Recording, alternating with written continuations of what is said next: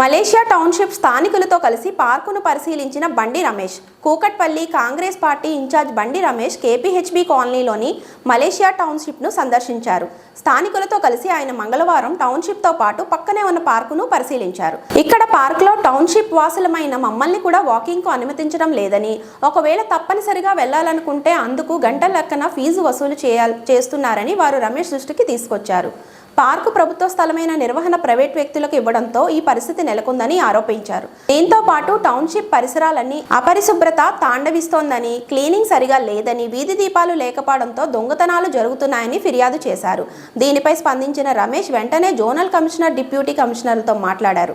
Park నిర్వహణ తీరుతెన్నులను అడిగి తెలుసుకున్నారు. సమస్య పరిష్కారం కోసం బుధవారం మధ్యాహ్నం 1 గంటకు టౌన్షిప్ వాసులతో కలిసి జోనల్ కమిషనర్ను మూసాపేట మున్సిపల్ కార్యాలయంలో కలవనున్నట్లు తెలిపారు. పారిశుద్ధ్యం, వీధి దీపాల ఏర్పాటు, ఫుట్పాత్ల నిర్మాణం, గ్రీనరీ వంటి అంశాలపై ఆ శాఖల అధికారులతో మాట్లాడి వెంటనే తగు చర్యలు తీసుకోవాల్సిందిగా ఆదేశించారు.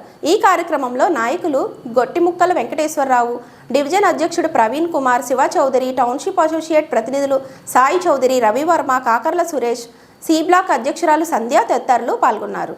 2-3 నెలలు అయితే మొత్తం ఆ కాంట్రాక్టే క్లోజ్ అయిపోతాడు. బట్ టైం అయిపోయినాక మనం కొత్త కాంట్రాక్టర్ పిలిచి ఇవ్వాలనేది ఇప్పుడున్న సీఎం గారు లేకపోతే జిహెచ్ఎంసీ వాళ్ళ ఆలోచన. సీఎం అంటే ఎంఏయుడి మినిస్టర్ కూడా ఆయనే, సీఎంఏ. కాబట్టి దాని మీద ఇంకేమి డెసిషన్ తీసుకోవాలి.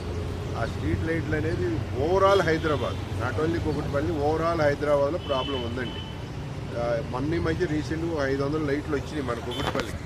అవి ఎక్కడెక్కడో బాగా స్లమ్స్, అసలు మరీ ఘోరం మన దగ్గర పెడుతున్నారు. అవి కూడా మనకి ఇన్ఫర్మేషన్ వస్తే మనం ఫోన్ చేసి చెప్తున్నాం ఎక్కడెక్కడ పెట్టాలి ఏంటి అనేది. కానీ స్ట్రీట్ లైట్లు అనేది సివియర్ ప్రాబ్లం. ఈ తర్వాత మీ హౌస్ కీపింగ్ అనేది ఒకసారి చూద్దాం. అవసరం అయితే డాక్టర్ ఇది చిన్నగా ఏరియా అంటే కొంచెం డెవలప్ చేస్తారు, నీట్గా ఉంటుంది కదా, అలా వదిలేసారు మొక్కలు అన్నట్టు.